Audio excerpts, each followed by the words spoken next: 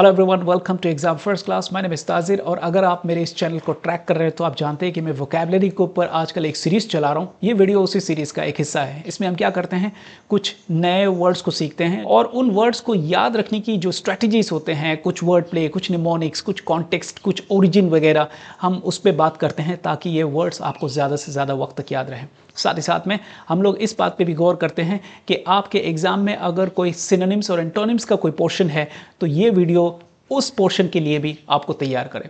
तो देर न करते हुए शुरू करते हैं आज का वीडियो और सीखते हैं 6 न्यू वर्ड्स। तो दोस्तों, आज का हमारा जो पहला वर्ड है वो है वाइल। और वाइल को समझने का एक आसान तरीका ये है कि आप ये समझिए कि वाइल जो है वो ईविल है, राइट। सो अगर आप ये जो ई है इसकी शुरुआत में, इसको अगर आप इधर लेके आते हैं तो देखिए सीधा सीधा ये ईविल बन रहा है ना। यही मैंने लिखा हुआ है, just put the end E at the start in while and you have evil. तो इसका मतलब क्या होता है? मतलब है एक्सट्रीमली अनप्लेजेंट, इमोरल और अनएक्सेप्टेबल। और एग्जाम्पल के तौर पे मैंने यहाँ पे लिखा हुआ है कि the wild smell of the रॉटन food filled the room. मतलब इतना जो है अनप्लेजेंट, इतना बुरा स्मेल है जो सड़े हुए फूड से निकल रहा था, उसने पूरे रूम को एकदम ख़राब कर दिया है। इसमें हम और भी दूसरे एग्जाम्पल ले सकते हैं, जैसे कि वाइल क्राइम, जैसे कि while language in a movie, so while evil है। आप ई को अगर शुरू में शिफ्ट कर देते हैं तो ये ईविल हो जाता है। Evil something that is which is not good, और जैसे कि हमने बताया इसका मतलब है अनप्लेजेंट, इमोरल और अनएक्सेप्टेबल, है ना। बहुत आसान। Let us move to the next word now.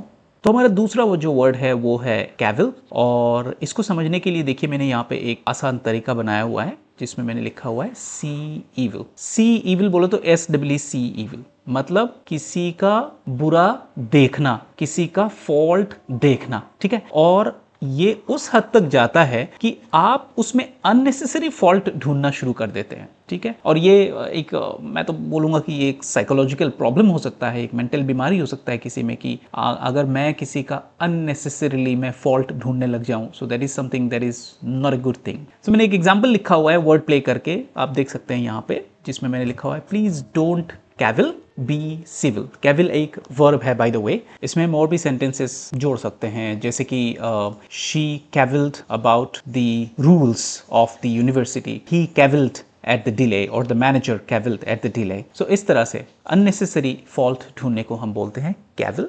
चलते हैं हम अपने अगले वर्ड पे, और मॉर्बिड को समझने के लिए आप देख सकते हैं मैंने यहाँ पे एक वर्ड प्ले किया हुआ है इसके वर्ड के साथ, जो है more bad, more bad morbid, more bad morbid, more bad morbid है ना।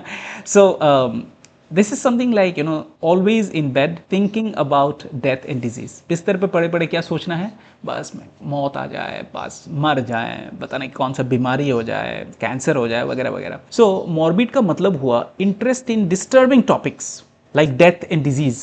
बहुत खतरनाक जो टॉपिक्स होते हैं उनके बारे में सोचना और इंटरेस्ट लेना। ऐसा नहीं है कि उनके बारे में सोच सोच के डरना है, नहीं नहीं, उन्हीं पे उसको इंटरेस्ट है। सो फॉर एग्जाम्पल मैंने एक यहाँ पे सेंटेंस लिखा है, आप देख सकते हैं, she had a morbid interest in crime scenes. अमूमन क्या होता है, हम लोग क्राइम सीन से भागते हैं, अरे किसी को मार दिया, किसी को काट दिया, कौन देखने जाएगा उसको, लेकिन कुछ लोगों का उसमें इंटरेस्ट होता है।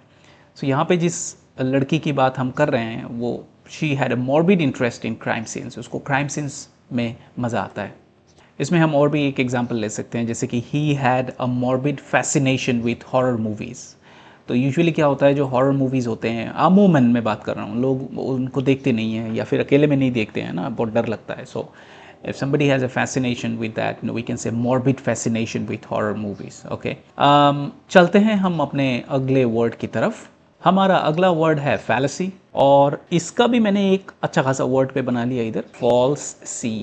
यू सी समथिंग फॉल्स, जो है नहीं वो आपको दिख रहा है ना, गलत देखना, है ना। और इसी से अगर आप इसका मीनिंग निकालें तो इस तरफ देख सकते हैं लेफ्ट साइड, फॉल्स आइडिया और मिस्टेकन बिलीफ, एक गलत धारणा, एक गलत सोच, राइट। और यहीं से चलते हैं हम अपने सेंटेंस पे, जिसमें मैंने लिखा हुआ है कि the idea that eating carrots gives you night vision is just a fallacy. कि आप अगर गाजर खाएंगे तो रात को आपको दिखना शुरू हो जाएगा, आपका आई पावर इतना बढ़ जाएगा because of the vitamin that is there in the carrot, is something just a fallacy.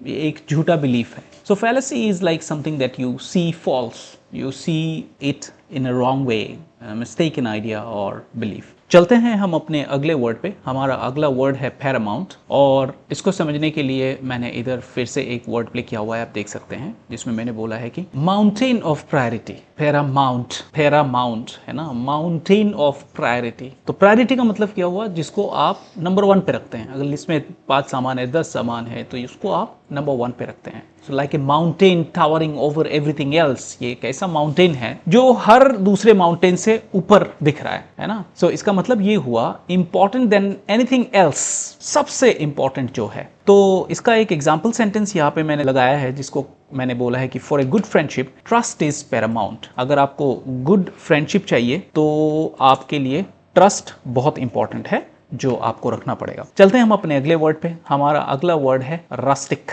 Right, so rustic को again a another word play you can see here, जिसमें मैंने बोला है रफ स्टिक समझ लो, जिसमें जंग लग गया है.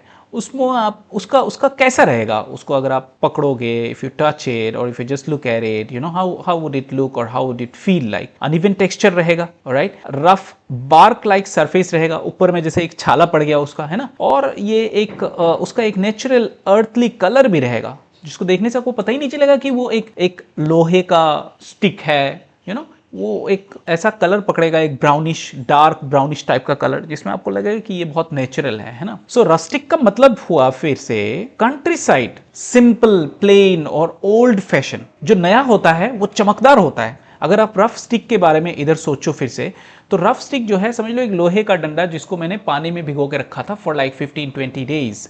What are you going to get after that, you know, rough bark like surface, natural earthly colour, uneven texture, सारे रहेंगे उसमें, लेकिन उसमें चमक नहीं रहेगी. और इसीलिए रस्टिक का मतलब हुआ कंट्री साइड. कंट्री साइड बोले तो गांव की तरफ जो होता है, जो आपको नेचुरल मिलता है. शहर की तरफ आओगे तो आपको चमक धमक दिखेगा, है ना, सिंपल, प्लेन, ओल्ड फैशन. तो गांव की तरफ आप जाओ तो उसमें आपको ओल्ड फैशन चीजें दिखेंगी, घर वगैरह, रास्ते वगैरह, है ना.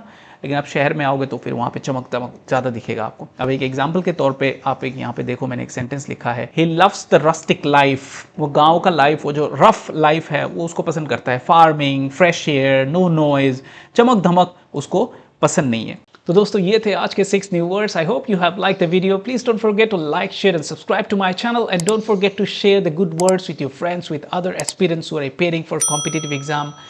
And I'm going to see you soon in another video with another interesting topic in exam first class.